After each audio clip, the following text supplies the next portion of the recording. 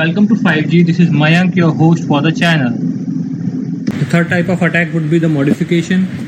As the name suggests, if the message sent by the sender is modified and sent to the destination by the unauthorized user, the integrity of the message is lost by this type of attack. The receiver cannot receive the exact message which is sent by the source, which result in a poor performance of the network. Fourth type of attack would be the fabrication. In this type of attack, a fake message is inserted into the system network by the unauthorized user as if he is a valid user. The result is the loss of the confidentiality, authenticity, and the integrity of the message. The topic for the slide would be threats, vulnerabilities, and risk. Threats can be anything that can take advantage of vulnerabilities to the breach security and negatively alter, erase, harm objects of interest. Vulnerabilities. Vulnerability is a cyber security term that refers to a flaw in a system that can leave it open to attack.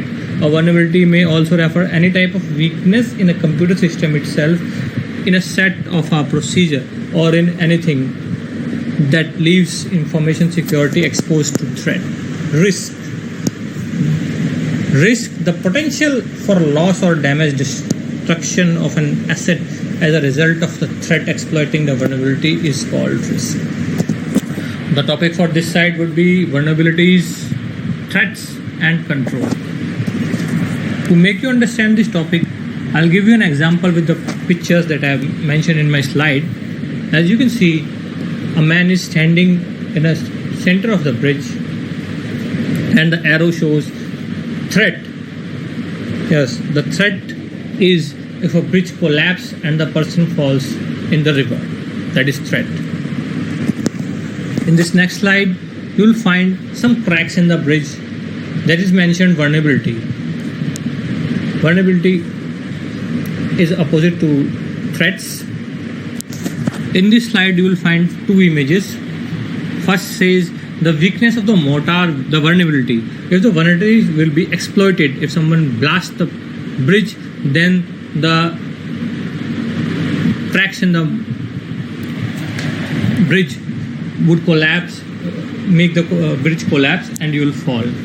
A control in then would be providing some sort of a bracing that will help the bridge to not to collapse. It is called the control measures. In this slide, we'll learn about the type of control. There are three types of control. First would be the physical control. The physical control can be explained as in, for example, we can say we'll type the fences, the gates, the lock, the guards, the cameras that provide the outside security of the information security room. The physical environment also gets included in this. This contains heating, air conditioning of the system, fire suspension system, and the power backup to generators as well. The second type of control would be the logical control. The logical controls are sometimes called the technical control, are those that protect the system, network, and environment, that process, transmit, store our data. The logical control can include items such as password, encryption, logical access control, firewall, insertion detection systems, etc.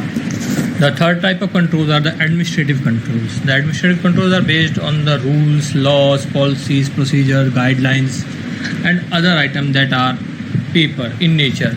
In essence, the administrative controls set out the rules for how we expect the user of our environment to behave. Depending on the environment and control in question, the administrative control can represent differing level of authorities. We may have a simple rule such as turn the coffee pot off at the end of the day, aim to ensure that we do not cause a physical security problem by burning our building down at night. You might also have a more strained administrative control such as one requires to change the password every 90 days. The next topic is defense in depth. As you can see in the image, there are layered approach that is shown of data application, host, network, perimeter.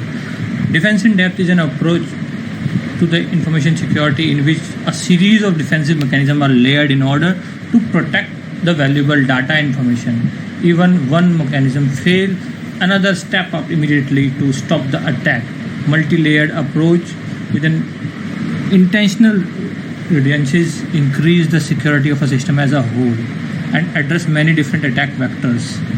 Defense in depth is commonly referred as to a castle approach because it mirrors layered defense of a medieval castle. Before you can penetrate to the castle, you face the moats, the ramps, the drawbridge, the towers, the battlements, and so on.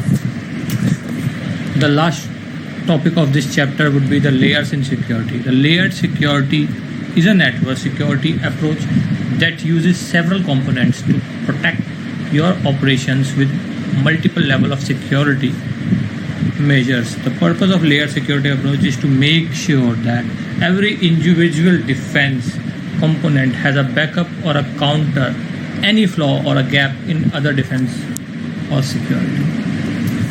In this last slide, the layers in security is explained through a diagram. You can go through the diagram,